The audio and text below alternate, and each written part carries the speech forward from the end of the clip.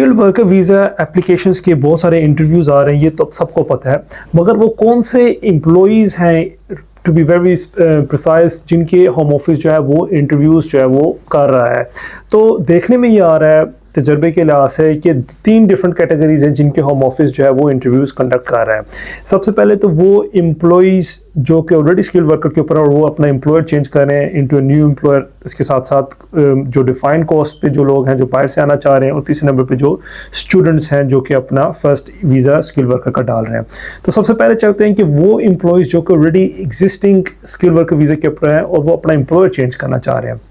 तो वो एम्प्लॉयज़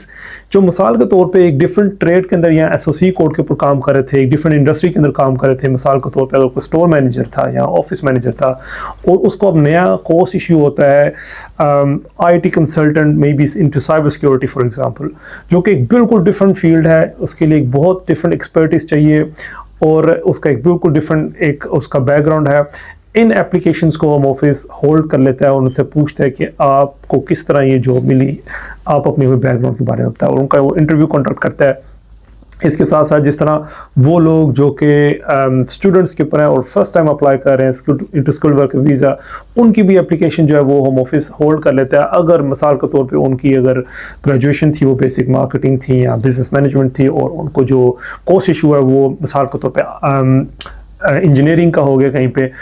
जिसके लिए ऑफ कोर्स उसकी बैकग्राउंड नहीं थी उनकी, तो ऐसे एप्लीकेंट्स की भी होम ऑफिस जो है वो एप्लीकेशन जो है वो होल्ड कर लेता है। इसके साथ साथ जो थर्ड है वो बहुत ऑब्वियस है, वो उन एप्लीकेंट्स के लिए जो कि बैरून मुल्क से अप्लाई कर रहे हैं। अब मसला यहाँ पे ये आता है, होम ऑफिस इन एप्लीकेंट्स की जब वीज़ा जब वो होल्ड कर लेता है और उनके इंटरव्यू कंडक्ट करता है जिसमें वेरी लाइकली ये लोग पास नहीं कर पाते, ये थ्रू नहीं कर पाते, होम ऑफिस इनकी एप्लीकेशन रिजेक्ट कर देता है। मगर मसला यहाँ पे नहीं आता, मसला यहाँ से स्टार्ट होता है कि जब उनकी एप्लीकेंट्स की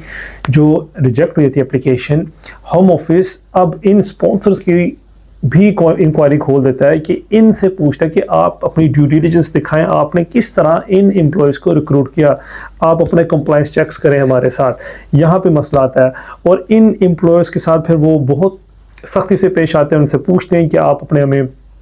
current real time information share करें, अपनी बैंक स्टेटमेंट शेयर करें, अपने क्लाइंट्स की डिटेल शेयर करें,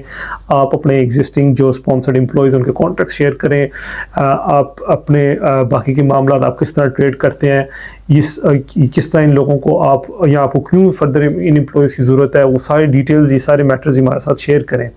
और अगर वो नहीं शेयर कर पाते या यहाँ पे कंप्लाइंस में वो कहीं पे फंस जाते हैं, तो देखने में आ रहा है कि इन स्पॉन्सर्स को भी होम ऑफिस जो है वो इनके लाइसेंसेस कैंसिल या रिवोक कर देता है। तो अगर आप अपनी एप्लीकेशन स्किल वर्क की एज ए ग्रेजुएट या अपना एम्प्लॉयर चेंज कर रहे हैं या किसी किस्म के और आपकी दीगर इमिग्रेशन के मामला हैं, तो आप हमारी जो इमिग्रेशन कंसल्टेंसी की टीम है आप उनके साथ रब्ता कर सकते हैं और आप अपने जितने भी इमिग्रेशन के मामला हैं वो हमारे साथ हमारे थ्रू प्रोसेस करवा सकते हैं। Thank you so much.